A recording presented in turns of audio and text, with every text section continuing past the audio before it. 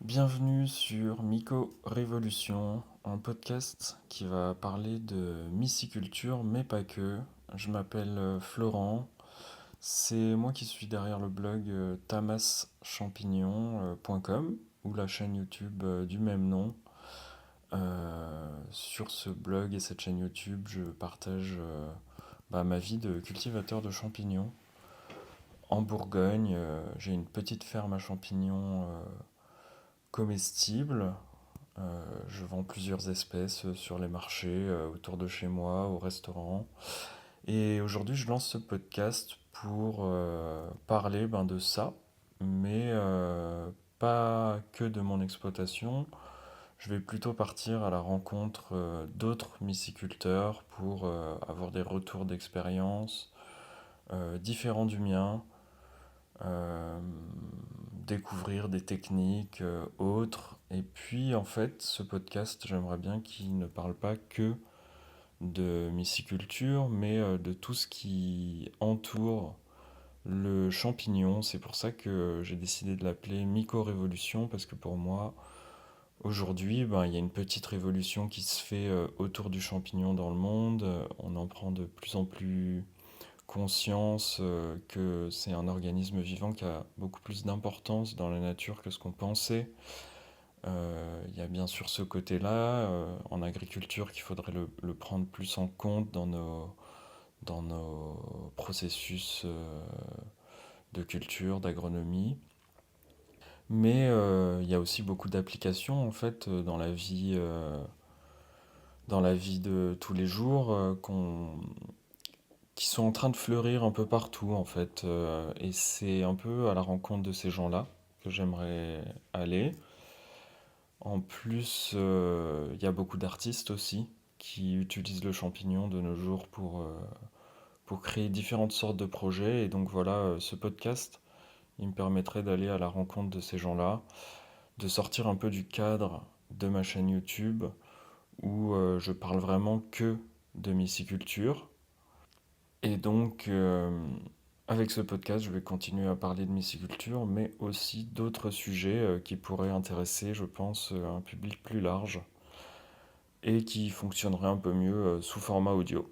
Donc ce podcast, il va être disponible parfois que en podcast, quand ce sera intéressant que d'enregistrer l'audio, comme cet épisode. Et puis parfois, il sera en format audio et vidéo, parce que à l'heure où j'enregistre ce premier épisode, j'ai déjà été visiter d'autres exploitations et c'est intéressant de filmer en même temps pour montrer leurs pratiques, leurs locaux et d'autres choses comme ça. Donc les podcasts seront parfois disponibles que en audio, parfois disponibles en audio et en vidéo.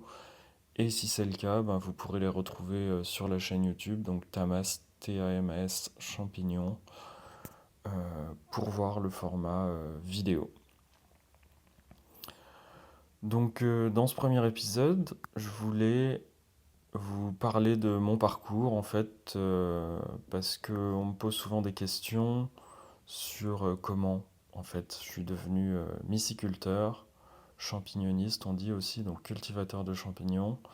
Et donc je vais vous faire un petit résumé de mon parcours en tant que cultivateur de champignons, où j'en suis aujourd'hui, quels sont mes objectifs dans le futur, enfin voilà.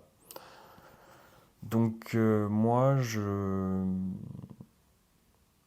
j'ai déménagé à la campagne il y a 3 ans, donc vraiment un petit village de campagne, quoi, 50 habitants en Bourgogne, à mi-chemin entre Dijon et Auxerre.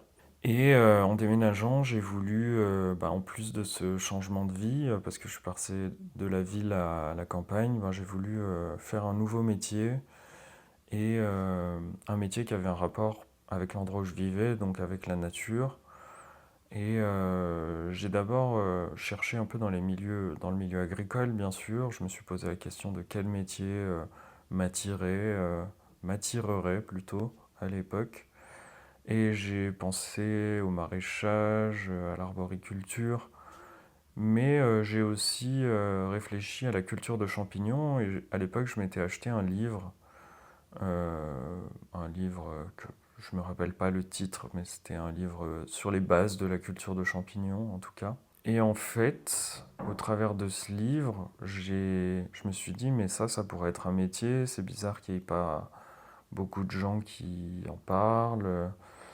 Et ensuite, je me suis retrouvé à aller sur YouTube principalement, mais le YouTube anglophone, où en fait, je me suis rendu compte qu'aux États-Unis, il y avait énormément de gens qui faisaient des petites fermes à champignons, donc des petites exploitations, pas forcément avec beaucoup de salariés, peut-être un ou deux, voire des personnes toutes seules.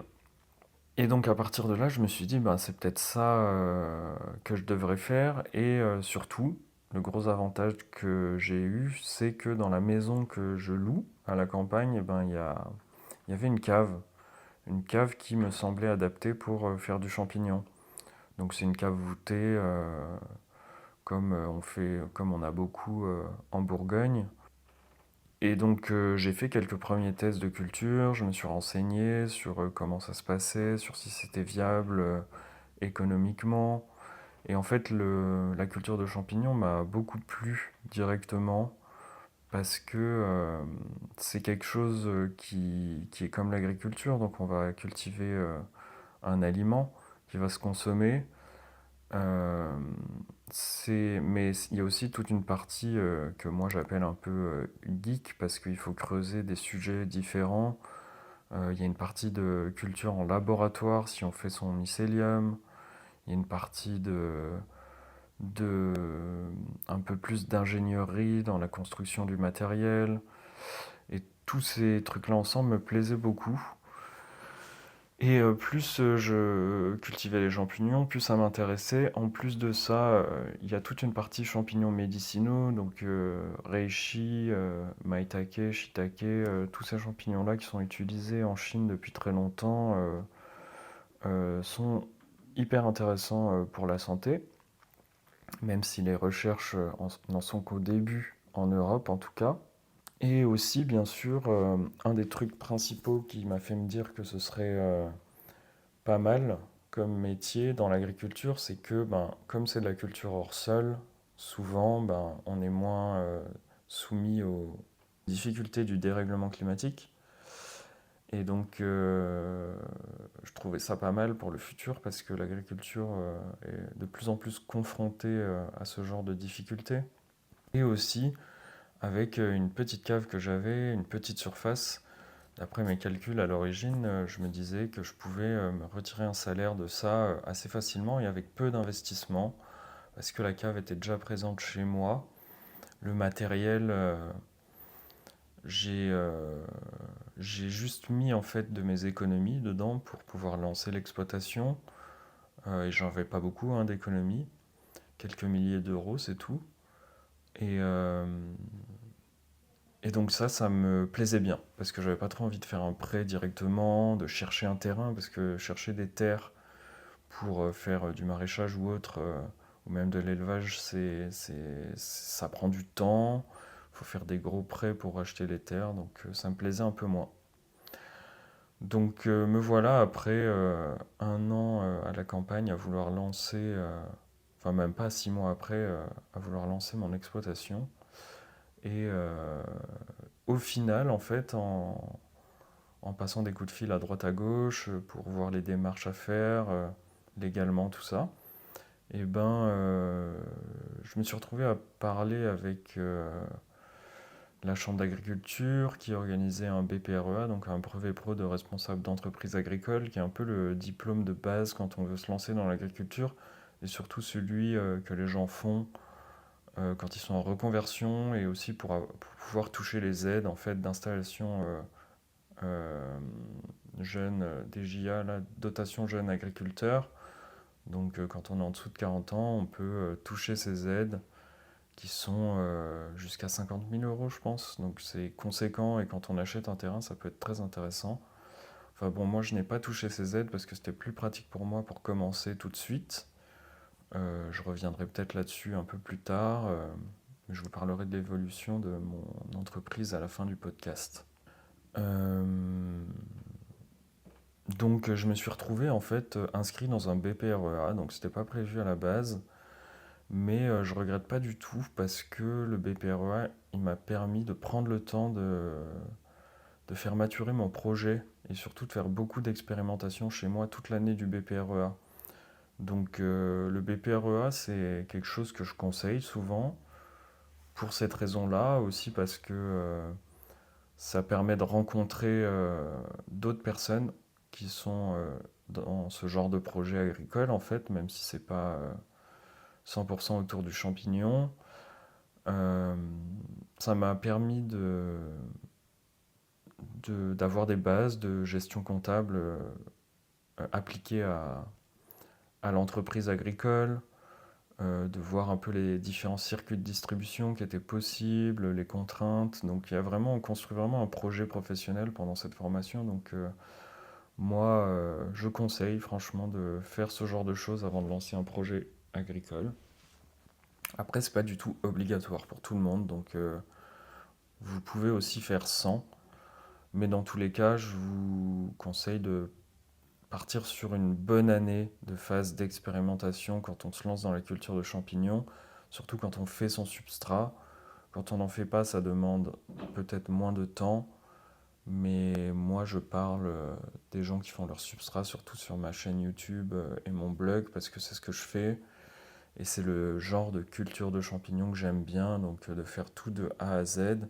Je trouve que ça a un peu moins de sens quand on achète du substrat tout fait et qu'on le met juste en culture, même si c'est un travail aussi. Pour moi, je vois plus la culture de champignons dans une globalité plutôt que divisé par métier, comme on dit.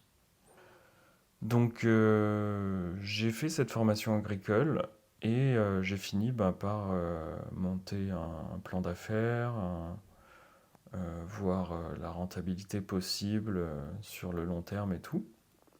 Et en septembre 2022, j'ai lancé l'exploitation dans le sens commercial du terme, donc c'est-à-dire que j'ai commencé à vendre mes champignons. J'ai commencé d'abord sur un marché, le marché de la ville juste à côté de chez moi. C'était très pratique pour tout simplement pouvoir écouler ma production qui était très irrégulière au début. Donc j'allais sur le marché avec ce que j'avais et puis je le vendais aux gens, voilà.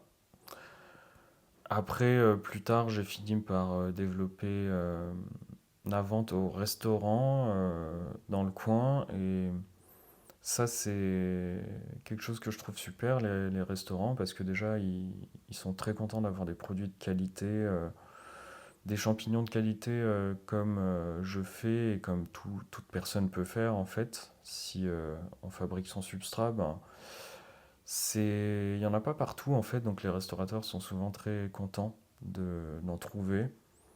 Et donc ils valorisent bien le produit et puis ils prennent des quantités assez conséquentes. Donc moi j'aime bien travailler avec les restaurants maintenant. Après il faut avoir une production qui est assez régulière pour pouvoir leur fournir chaque semaine. Et ça c'est pas forcément possible dès le début. Il y a toujours une phase de transition entre la production de test et la production à plus grande échelle où on va rencontrer des difficultés différentes. Donc voilà, j'ai commencé en septembre 2022, donc en septembre 2024, ça fera 2 ans. Euh, je produis 4 espèces principalement, ce qui est beaucoup pour une petite cave comme la mienne. Donc j'ai une petite surface de 35 mètres carrés. C'est quand même pas mal d'espèces de champignons différentes, surtout que c'est compliqué d'avoir plusieurs espèces dans la même pièce parce qu'elles ont toutes besoin d'un climat légèrement différent, même si c'est similaire. Donc je me débrouille parce que je préfère avoir plusieurs variétés plutôt que d'en faire qu'une seule. Mais je pense que niveau rentabilité, c'est pas ce qu'il y a de mieux à faire. C'est clair que faire pousser que de la pleurote, peut-être que ce serait un peu mieux, mais je prendrais aussi moins de plaisir et j'aime bien avoir différentes espèces. Donc ces espèces, pour l'instant, c'est de la pleurote pulmonaire, du hydne hérisson, aussi connu sous le nom de crinière de lion, de la foliote chestnut et des pleurotes de panico, donc pleurotes eringi. Donc ça me permet d'avoir plusieurs espèces qui ont toutes leurs particularités de goût. Et moi, je prends du plaisir à cultiver différentes espèces.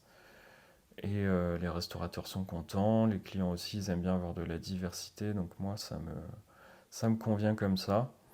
Je peux vous faire un petit aparté sur la production que je fais, même si vous pourrez en apprendre beaucoup sur le blog et la chaîne YouTube.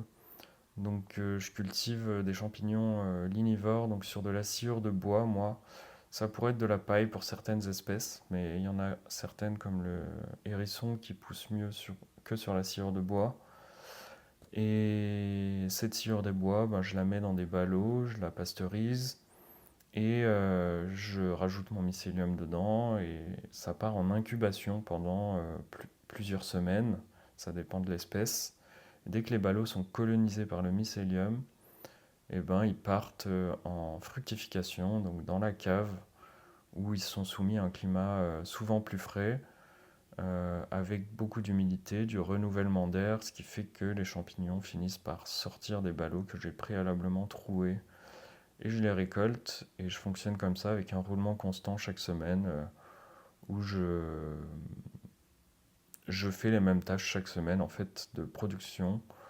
Euh, Toute l'année, il y a à peu près la même quantité de champignons qui poussent chaque semaine. Donc voilà, pour l'instant, je cultive ces quatre espèces-là.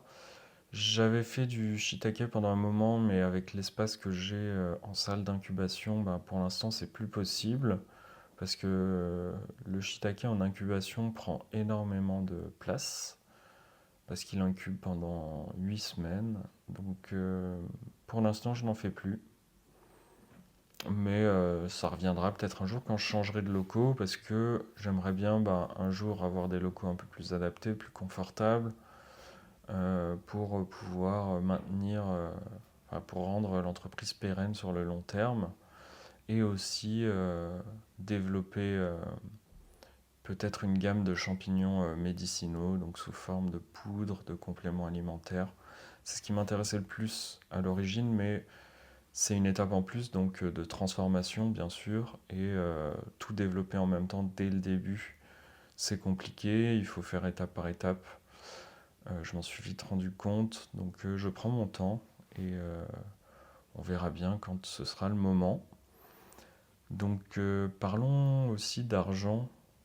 Moi là, pour l'instant, je suis en deuxième année du coup, et j'arrive presque à me retirer un SMIC. Je pense qu'en année 3 ce sera le cas. Je parle bien que de la production de champignons parce que avec les formations que je donne sur le côté, je me rémunère déjà au SMIC en fait. Mais mon objectif est de me retirer un SMIC de la production de champignons en elle-même pour montrer ben, que c'est une activité qui est viable en fait pour n'importe qui pourrait se lancer. Donc je suis sur le bon chemin. En année 3 je devrais y arriver. Et bah, je vous reparlerai de ça hein, de toute façon sur ma chaîne YouTube, je pense.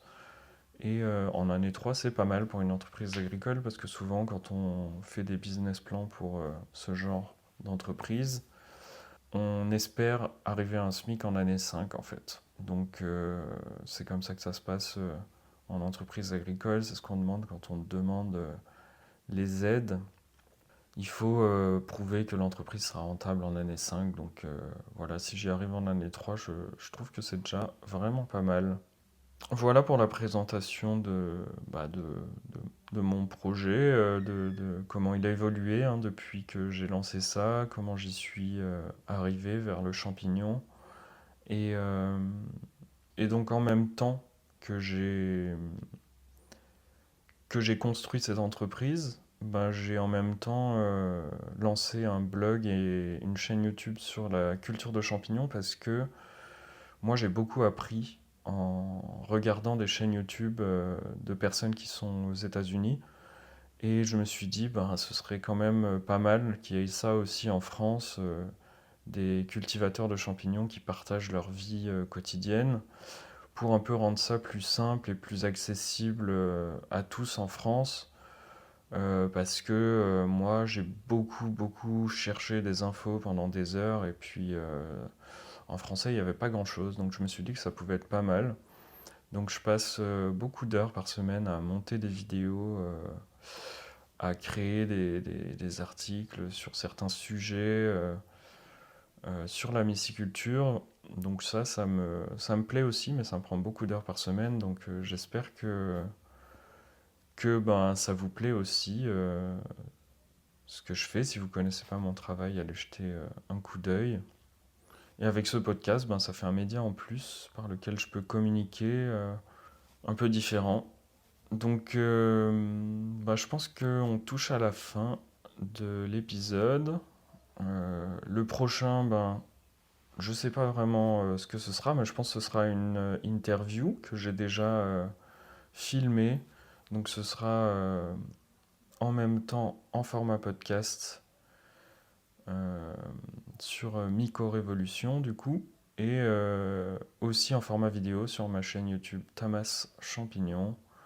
Je vais faire à peu près, je pense, un par mois. Comme ça, je continue à un rythme de 3 vidéos sur ma ferme par mois de culture de champignons purs. Et puis ensuite, un podcast par mois où je vais interviewer d'autres myciculteurs ou d'autres gens sur des sujets qui entourent les champignons. C'est pour ça que je fais ce podcast, c'est pour pouvoir élargir un peu le sujet à d'autres sujets qui pour moi, genre, méritent de l'attention et sont assez cool autour du champignon. Donc voilà, si jamais vous avez des idées de sujets autour du champignon, des gens qui seraient, d'après vous, intéressants d'aller interviewer, ben, n'hésitez pas à m'écrire. Euh, Mon adresse mail, c'est florent@tamaschampignon.com. Sur mon site, vous pouvez trouver un formulaire de contact. Et puis, sinon, en commentaire en fait de ce podcast, ça peut aussi fonctionner. Donc voilà, je vous dis à très bientôt sur Myco Révolution. Merci d'avoir écouté ce podcast jusqu'au bout. Allez, salut!